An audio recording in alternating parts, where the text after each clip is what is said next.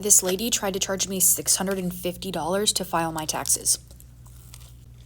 I found this lady because she was recommended in a Facebook group, so I reached out to her and we set up an appointment, and then she sent me an invoice for $150 to go towards the tax preparation.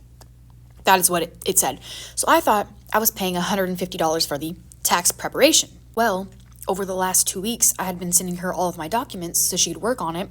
And then today, she finished it and she said, okay, here's another invoice for $500. So $650 total. Nowhere in our entire appointment or across the 2 weeks that we were talking did she mention that there would be an additional invoice or that it was going to be even that much. And she saw how much I made last year. Barely anything. So why on earth would she think that I was trying to justify spending that much for her services? That's crazy. There was simply no transparency.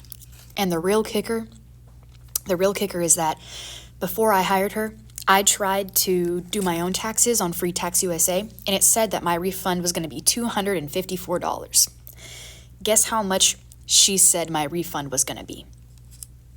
$254.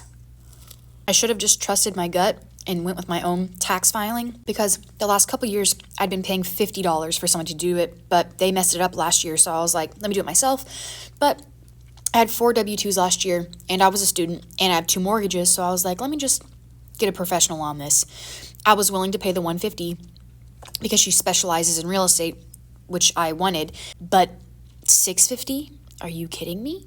There was no documentation of like, hey, it's going to cost this for these services. Nothing.